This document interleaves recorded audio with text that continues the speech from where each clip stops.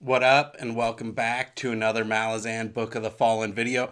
This time I'm bringing you my top reasons why you should read the Malazan books. Let's go.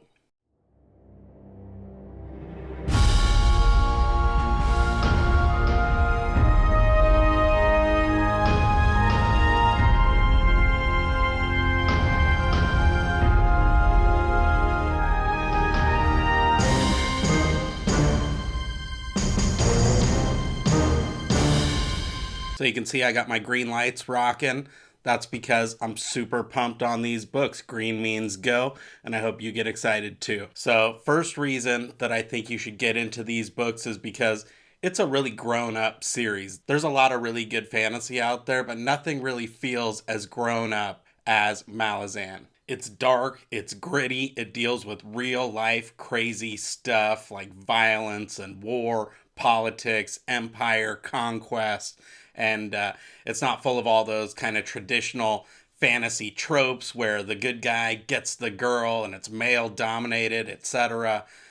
This is kind of really deep and dark, and it feels like it's targeting just a much more mature crowd. Nobody gets off easy. There's a lot of pain, a lot of suffering. It's not the kind of feel good story that you're going to read. You're going to be hurting, but you're going to be really invested, and it really adds like a layer of depth and richness, and just frankly gives me something that I don't find in a lot of other series. So this one's like a really nice change of pace because I love all those kind of young adult fantasy books that I grew up on, and this just kind of ratchets that up a notch and gives it that layer of grit and depth that I just really enjoy. And that kind of brings me to my second reason, right? Which is that there's no good guys in this book. There's a few, like Ithkovian, Whiskey Jack, maybe Dujek potentially, that you could argue, Tavor definitely, who are truly good people. But for the most part, all these characters are in the gray, and that includes some of our favorite characters, right? So we see people like Karsa Orlong, who commits crazy atrocities and isn't the best guy, but you find yourself being sympathetic to his cause and all the stuff that he goes through. You kind of end up being a cheerleader for Karsa and just really wanting to see where that goes. And there's just countless characters like that, even people like Animander Rake, and you can watch all my videos about the Siege of Pale and what he does in Darujistan. But, again, arguably really good morals and eye on the prize. But at the same time, right, he's willing to go in and take out. So again, you get just kind of a lot of really richness and depth with these characters because there is no real good guy out there in the sense of just pure black and white good versus evil. You just don't see a lot of that. There's people who have questionable motives, questionable goals, righteous goals even, but with questionable means they use to achieve them. And so again, just a lot of layers there that make it really fun, A, to investigate and try and find out what happens, but again, B, just kind of a nice change of pace that, even more so than something like a Game of Thrones, you really have people who are all across the spectrum of shades of gray, really. The other thing I really love about Malazan is just how much it makes you think. A, you're always kind of wondering what's going on and who's driven by what and what their real agenda is. But also it's dealing with just like a ton of really cool philosophical issues about war and empire and what does it mean to be a successful race, right, and futility. And I love all the stuff with the Talon Imas where you kind of see the humans looking at this kind of age-old struggle of war and strife and conquest that they've gone through. And it really hasn't amounted to much. They're like basically undead walking zombies now. No empire. They've just still fight this kind of never-ending blood feud that they have with the Jagat. And so not only are you kind of wondering what's happening in the actual plot of the book, it really gets you thinking about these deep philosophical issues and pain and suffering, what Ithkovian does and compassion, what Tavor does, right? Talk about compassion.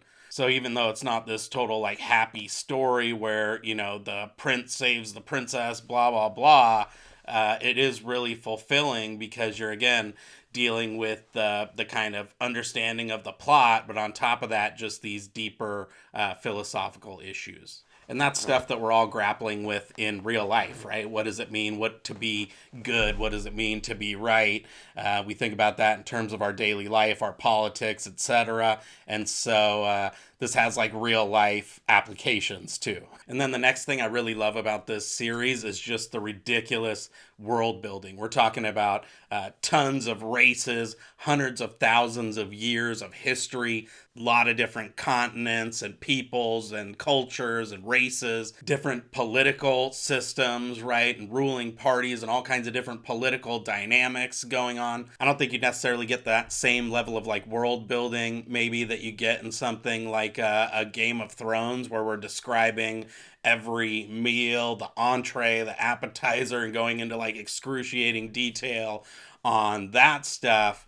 But what we do get is, again, this hugely fleshed out world with all these different continents with their own distinct political systems. You're talking about like Jagat, Trell, Imas, Barghast. You've got the people on Stratum and Lether.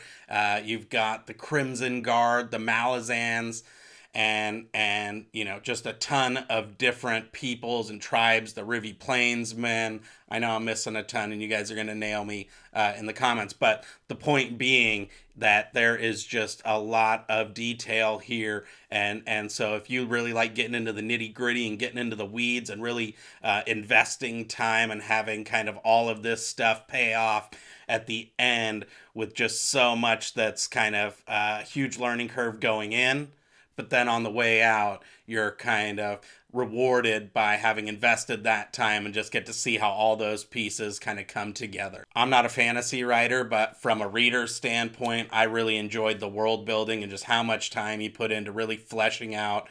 And I think you can really see the anthropologist and Erickson come out, where he's detailing all these different races and cultures and political systems. And again, it just really adds those layers and that depth that I just absolutely love. And next up, I think the magic system is really unique and cool. I read the Tattersail quote in one of my earlier videos, and you can check that out somewhere up there. But, this idea of warrens being doorways or portals to other realms that you can draw that power in and use it for yourself is just really interesting to me and gives a lot of variety and diversity to the types of mages that we see in the series. And it also just, creates all kinds of fun plot details because you have all these different mages using different types of power. They don't all know about each other, and so they all think that they're kind of the top dog and that their magic's the best until they come across somebody who can do something super gnarly, and they're like, what the I didn't know that could go down. Brandon Sanderson's obviously the master of developing really cool magic systems, but for me, these warrens and the way that they use the power in there, and some people can access multiple warrens and are really G'd up, right, to the kind of nth degree. It makes it really exciting and creates all this kind of plot tension because, again, you don't know who's going to show up and just bust out this ridiculous magery and turn the tables on everyone. And kind of going along with that, the next point that I would bring up is just that Malazan has the best characters. I already made a whole video about this, and I left a ton of people off and got nailed in the comments for that, which I love. Thank you so much. But you really get like the whole entire gamut, right? You get like the uber badasses like Animander Rake, Karsa Orlong, Dasim Ultor. Then you have like the totally hilarious characters like Tahol Bedict, Iskar Pust, who's like always talking to himself and ranting and raving.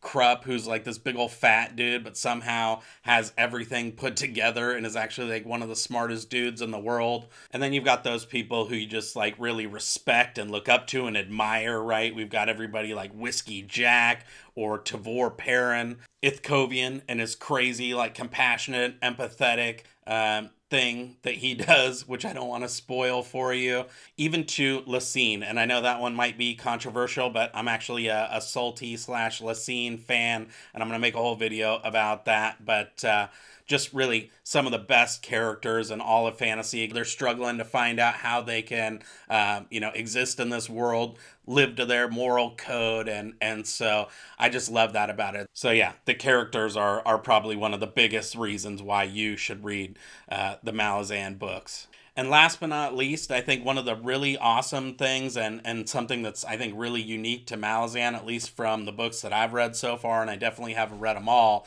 is just how much this is just like a world that really isn't caught up in the kind of social identity, politics stuff that we have in our current world. So like things like race, gender, sexuality, those are just straight up non-issues in the Malazan Book of the Fallen. We have, gay characters in really powerful, high-level positions. We have women, a ridiculous amount, ridiculous in a good way, in powerful positions. We have gay people in powerful positions. And that's not really what makes it interesting. What makes it interesting is how the rest of the world in the Malazan world react to that, because they do not bat an eye. Nobody ever questions why a woman is in a power position or one of their leaders is gay. That's never a kind of knock or viewed in a derogatory way. Even when you're in people's internal monologues, that's never really an issue. Don't get me wrong, right? You get people who's like Tavor, who's both a woman and gay in a power position, and, people hate Lassine, but that was never about their sexuality or their gender or anything like that. They hated them just like merit-based because they got effed over by him, right? Or they thought they did. But the whole thing with their sexuality and gender or race even are just straight up non-issues. So, and that's something that's really cool to see. So if you're into, equality, or you just don't care about that stuff and you just want to see people kind of judged based on what they bring to the table, then I think you're really going to enjoy the Malazan Book of the Fallen. That's where we're going to go ahead and leave this video. Those are my main reasons why I think you should dive in. I have lots of good material out there on what to expect, where to get going, and where to get started. I think I have like a beginner's guide and a whole chapter by chapter breakdown for the first book on Gardens of the Moon, and we'll be diving into the rest of the books here shortly, but hopefully that kind of whets your appetite and gets you excited to read these books, and then come back and comment it up so that we can chit chat about what you think and how you like it. And again, my main goal with starting this channel wasn't to get big or have a ton of subscribers or anything like that. It was to get more readers into this series so that I could nerd out with people about these books that I love so much. So yeah, we'll go ahead and leave this one there. Thank you so much for watching. I hope you liked it. If you did, make sure to give it a thumbs up. Click that subscribe button and turn on those post notifications. Let me know down in the comments if you've already read them and what you think is the main reasons why other people who haven't jumped in yet should get into the series. So looking forward to hearing your thoughts on that one. But until then, happy reading.